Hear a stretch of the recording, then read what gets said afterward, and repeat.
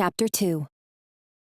I wouldn't dream of heading into battle without my black leather jacket and knee-high boots, but there was more to this gig than fighting.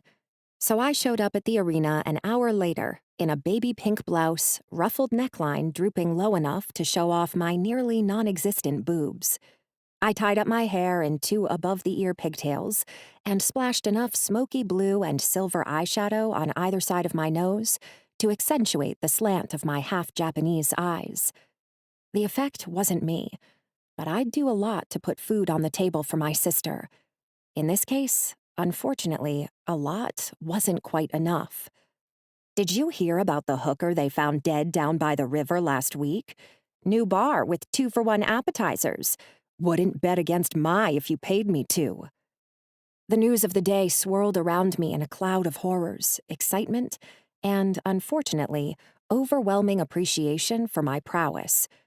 As if to prove the last point, a meaty hand came down on my shoulder as a random audience member congratulated me on my most recent win. "Nice job against those bozos," he boomed. The male in question was a head and shoulders taller than my 5'0" frame, and he likely could have lifted me off the ground with one arm tied behind his back. Still, his posture radiated respect for more than the length of my rapier, which should have filled me with much-deserved pride. Unfortunately, my boss had been using the unlikely disconnect between my appearance and my skill level to her financial advantage for nearly a decade. It was a lucrative proposition. Toss the tiny street girl out against a gang of heavy hitters, bet on the underdog, and watch the cash roll in. Since my 10% of the take paid the rent, having members of the audience betting for me rather than against me could very well turn into a financial disaster for both Ma and myself. Drat and blast! What did it take to be underestimated in this town?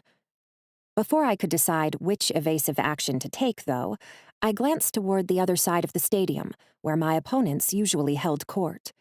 Best to see what kind of warrior Ma Scrubs had dug up before I decided between the damsel in distress routine and the fake wound walk.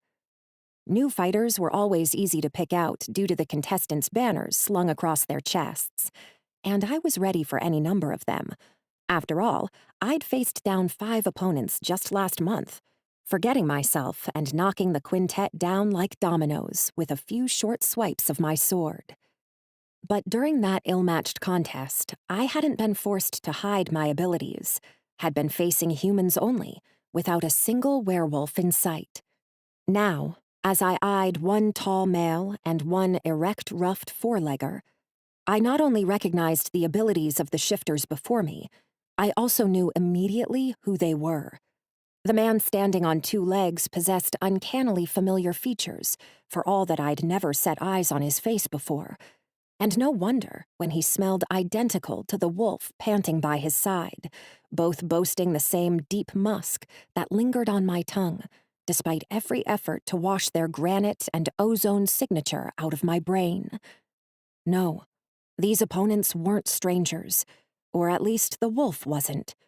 Instead, this was the self-same shifter who had accosted my sister on the cemetery wall earlier in the afternoon. Meanwhile, the 2-legged shifter's words were just barely audible with the help of my own supernaturally assisted hearing. "Of course this is a good idea," the male murmured on the other side of the chattering crowd.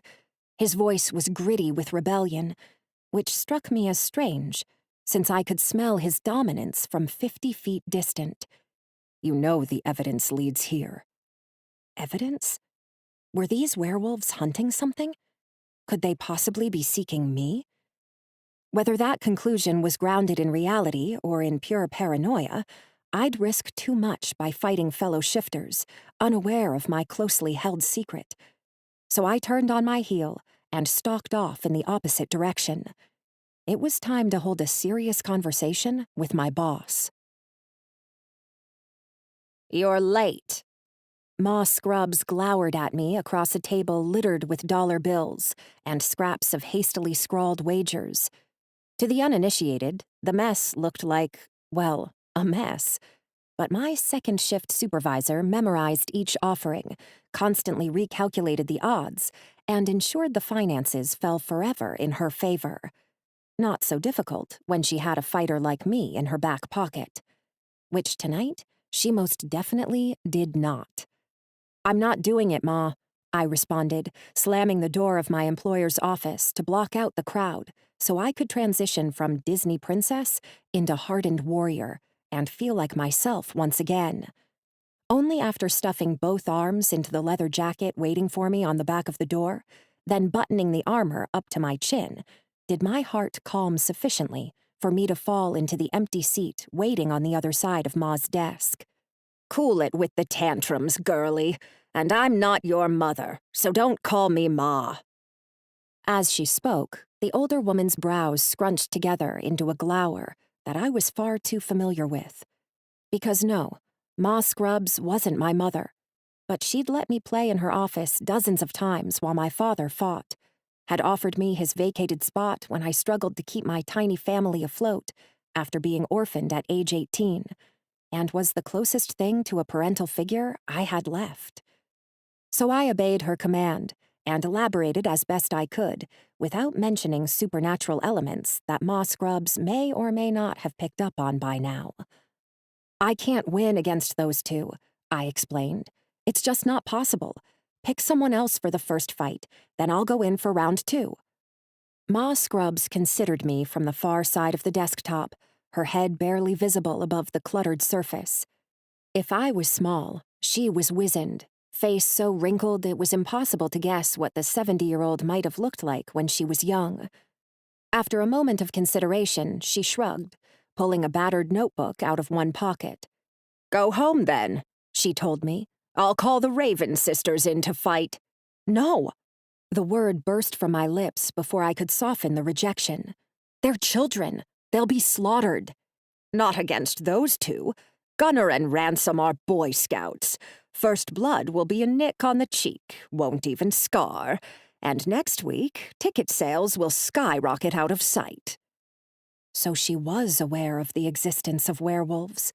No human would refer to a 4-legged shifter in the same breath as his 2-legged companion, unless she fully understood the former's ability to change forms. Still, I had no time to further analyze that fact, because Ma Scrubs wasn't even looking at me any longer. Instead, she pulled out her cell phone and began thumbing through her address book, stopping only when the faces of Jessie and Charlie Raven popped into view. The twins were sweet young things who I'd mentored for a couple of summers. Despite my best efforts, though, the duo still thought fencing was a sport in which you didn't hit below the belt or above the neck. They had no concept werewolves existed, and they were barely older than my kid sister. If I didn't allow Kira to sit in the arena's audience, I certainly wasn't going to be responsible for Jessie and Charlie ending up within the arena's cage. So even though I knew I was being played, I reached out and blocked the phone's surface with my hand. "Okay, you win," I answered. Took a deep breath, considered the angles. I couldn't use my supernatural speed to its full advantage against a pair of werewolves, but there had to be a way to turn my opponent's cockiness against them. If there was, Ma Scrubs surely would have thought of it. "And you clearly have a plan," I continued. "So let's hear it." "It's simple," my boss answered, her eyes twinkling with old lady mirth. "You've been winning, always winning. Nobody's gonna bet against you. So tonight, you'll reset the clock. Tonight, you'll lose."